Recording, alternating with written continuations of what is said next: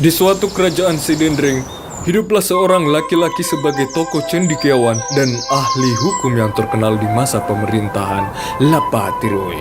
Dia mengubah tanah tandus menjadi tanah yang subur, sehingga pangan dan ternak pun tumbuh melimpah di kerajaan Sidendring. Orang menganggap dia utusan dari langit, ada juga yang menganggap orang jadi-jadian, namun mereka semua memanggil dia Nene Mallomo. Nene Mallomo bukanlah sebuah nama, melainkan gelar yang diberikan oleh Raja Lapatiroe yang berarti orang yang mudah memecahkan masalah. Nama aslinya adalah Lapagala.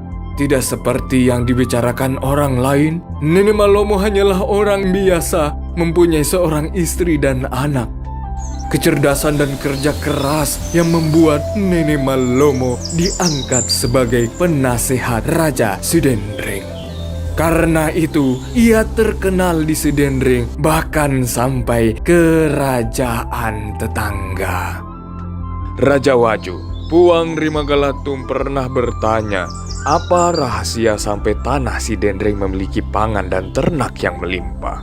Nene Mallomo menjawabnya dengan Resopa temangingi nama Lomo naliti pamase dewata, yang berarti kerja keras tanpa putus asa akan mendapatkan rahmat Tuhan yang Maha Esa. Namun Nene Mallomo bukanlah manusia sempurna. Ada sebuah kejadian di mana Nene Mallomo tak dapat mengatasi masalah dengan mudah. Ini bermula pada saat panen raya dimulai. Padi yang dulunya mengeluarkan bulir beras, kini layu mengering akibat kemarau berkepanjangan. Sungai dan sumur sebagai sumber air kini kering akibat air hujan tak kunjung turun. Seluruh masyarakat Sidendring sedih, pangan dan ternak mereka mati. Raja Lapatiroe memerintahkan Nene Mallomo mengatasi masalah ini. Nene Mallomo kebingungan mengapa air hujan tidak kunjung turun.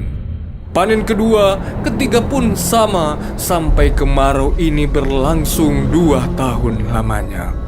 Beras cadangan sudah mulai habis.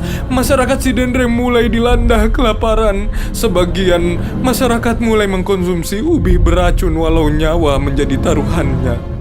Nene Mallomo yang telah mengelilingi kampung belum juga mendapat petunjuk untuk memecahkan masalah kekeringan ini. Ia berpikir, mengapa Sidendring yang dulunya subur sekarang menjadi kering? Di rumah, Nene Mallomo merenungi nasib masyarakat Sidendring yang diambang kematian. Namun suatu ketika, ia menyadari satu hal yang ia lewatkan selama ini. Ia hanya fokus ke lingkungan Sidendring tapi melupakan masyarakat itu sendiri.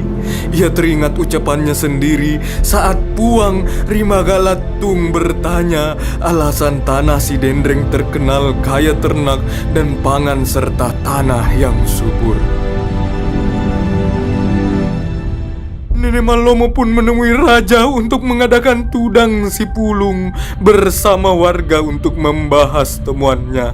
Setelah semua warga berkumpul, Nene Mallomo menyampaikan bahwa Sidendring yang dulunya pangan dan ternak tumbuh subur bukan dari alam itu sendiri, melainkan dari Tuhan yang memberikan kelimpahan rezeki atas kerja keras dan kejujuran kita sebagai orang Sidendring.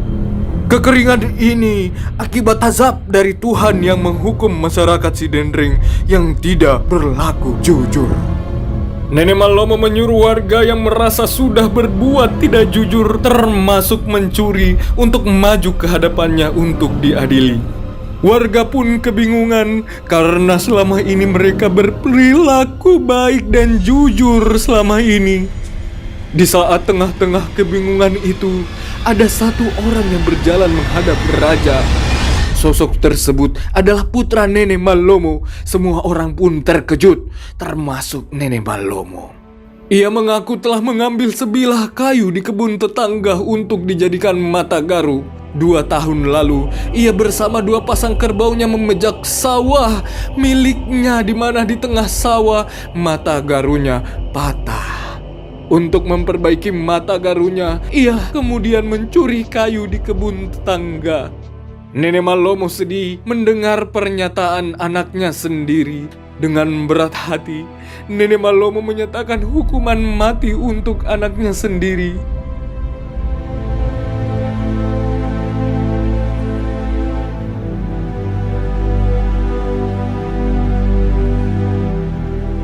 Warga pun keberatan karena sampai hati Nenek Malomo menembus kayu sekeras itu dengan nyawa anak kandungnya sendiri. Nenek Malomo menjelaskan keputusannya telah bulat. Ada temake anak temake apo, yang berarti hukum tidak mengenal anak dan cucu. Nenek Malomo hanya bisa tegap berdiri sambil menahan tangis melihat anaknya sendiri.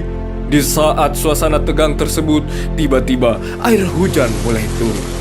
Warga yang tadinya keberatan, kini gembira melihat air hujan pertama selama 2 tahun lamanya.